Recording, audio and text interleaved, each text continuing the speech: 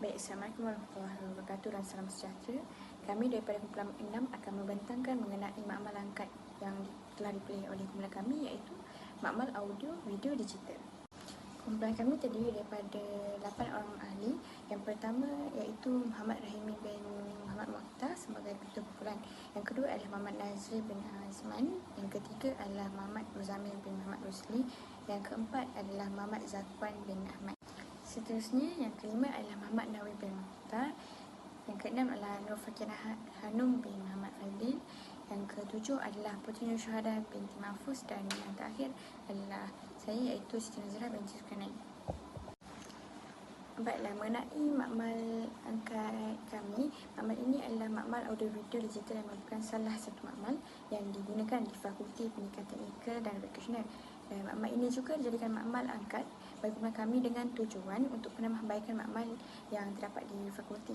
Bukan itu sahaja, makmal ini juga digunakan bagi pelajar-pelajar Fakulti Pendidikan Teknikal dan Vocational bagi tujuan digital, audio dan serta rakaman lah. Dan di dalam bilik ini juga terdapat beberapa bilik khas yang digunakan bagi tujuan pendidikan dan tujuan untuk sesi pembelajaran. Contohnya bagi penggunaan barang-barangan seperti kamera, barang dan alatan untuk barang-barang muzik dan serta monitor yang terdapat dalam bilik tersebut.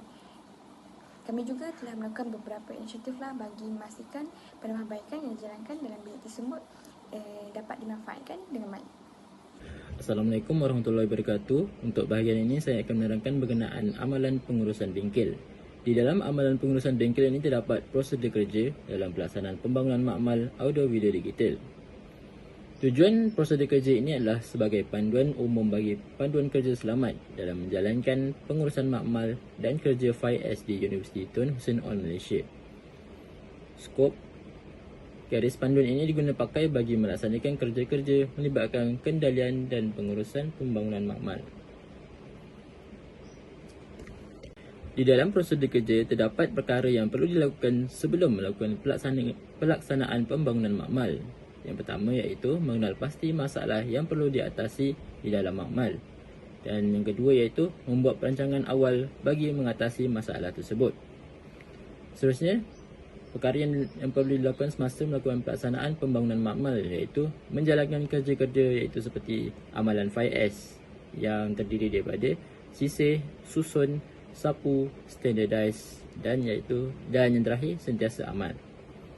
Dan seterusnya iaitu perkara yang perlu dilakukan adalah selepas melakukan pelaksanaan pembangunan makmal iaitu semua aktiviti yang dilakukan perlulah direkodkan dalam buku log mingguan bagi tujuan penyemakan dan penilaian bagi kerja-kerja yang telah dilakukan. Seterusnya saya akan serahkan kepada rakan saya yang lain. Terima kasih Saudara Nawi. Peruntukan kewangan atau anggaran belanjawan bagi makmal audio video digital pada tahun 2023 ini adalah sebanyak 3,000 sahaja. Hal ini kerana pada tahun sebelumnya telah banyak barangan atau peruntukan yang telah diberikan.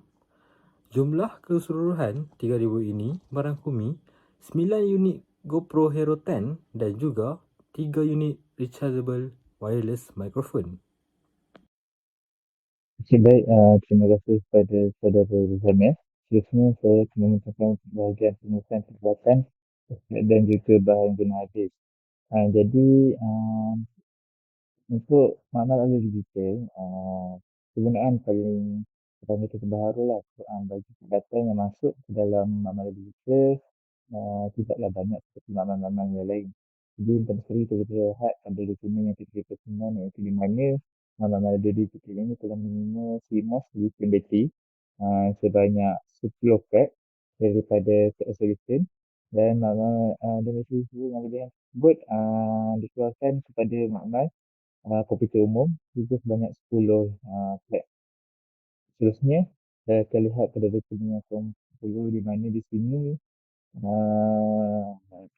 ada di sini juga telah menerima daripada GoPro Hero 10 di capital battery sebanyak 9 unit daripada solution pada 17 Julai 2023.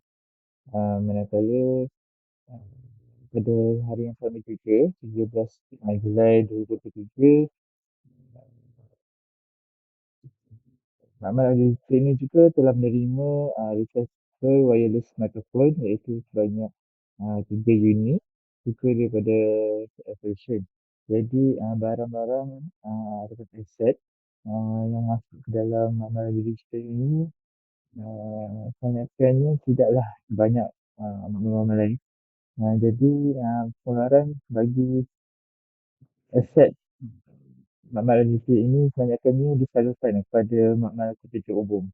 Jadi itu sedikit bagi pengurusan peralatan aset dan juga bahagian habis bagi makmal ini. Jadi saya akan berilah laluan kepada presenter yang seterusnya. Terima kasih.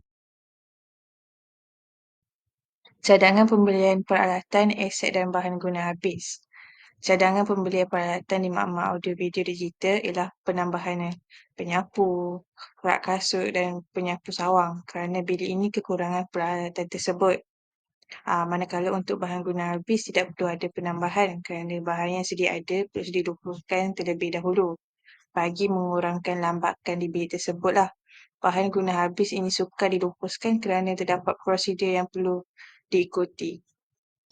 Assalamualaikum warahmatullahi wabarakatuh. Nama saya Muhammad Nazri bin Azman, bernombor metrik AB210020. Jadi pada hari ini saya akan menerangkan urusan sumber manusia bagi Carta Organisasi Makmal Audio Video Digital. Jadi Carta Organisasi ini telah diketuai oleh Dekan Fakulti FTV iaitu Prof. Madya TS Dr. Rashid dan dibantu oleh Timbalan Dekan Prof. Madya TS Dr. Alias serta pengurus makmal bagi makmal audio ini ialah Dr. Haji Muhammad Zaid bin Mustafa dan penolong jurutera bagi makmal audio ini ialah Encik Mansur bin Mardi. Encik Mansur bin Mardi merupakan orang tengah atau orang yang membantu kami dalam menyiapkan tugasan kami. Kami banyak berhubung dengan Encik Mansur dalam segala aspek yang kami inginkan untuk menyiapkan tugasan report kami ini. Itu sahaja daripada kami. Sekian, terima kasih. Audit internal berfungsi menilai kebersamaan sistem kawalan dalam bentuk menilai sejauh mana kebersamaan sistem kawalan dalam organisasi. Melibatkan pemisahan prosedur dan dasar yang dilaksanakan oleh organisasi untuk memastikan pematuhan kecekapan dan kebersamaan operasi. Selain itu, mengenai pasti risiko dan kelemahan bagi mencari potensi risiko dan kelemahan dalam sistem dalaman organisasi.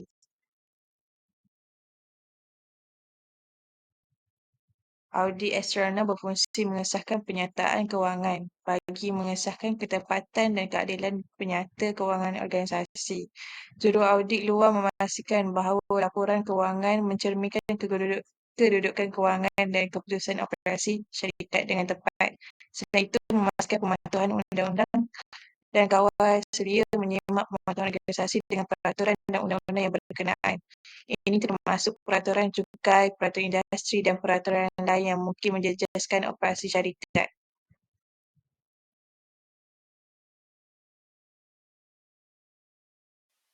Terima kasih kepada sahabat saya.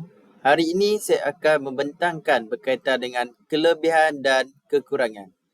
Okey, kelebihan yang terdapat di dalam makmal audio digital adalah yang pertama, ruang pengajaran dan pembelajaran di dalam keadaan yang selesa kerana telah mengikut plan lantai yang baik. Yang kedua adalah telah terbahaginya ruang untuk membuat rakaman suara yang baik. Dan yang ketiga adalah mempunyai barang dan kelengkapan yang lengkap dalam tujuan pengajaran dan pembelajaran. Okey, seterusnya berkaitan dengan kekurangan di dalam makmal audio digital. Okey, kekurangan yang terdapat di dalam makmal audio digital ini adalah berkaitan dengan ruang. Susunan ruang untuk pengajaran dan pembelajaran yang tidak mengikut plan lantai yang asal. Oleh itu, kumpulan 6 ini telah mengubah plan lantai yang terbaik untuk mengutamakan keselamatan para pengguna.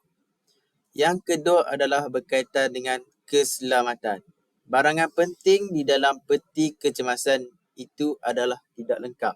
Oleh itu, ahli kumpulan 6 ini telah menyediakan barangan kecemasan untuk perkara-perkara yang penting.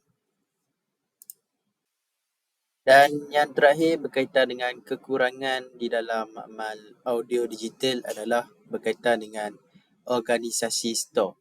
Makmal audio digital ini menyediakan store yang kecil untuk penyimpanan peralatan dan bahan guna habis.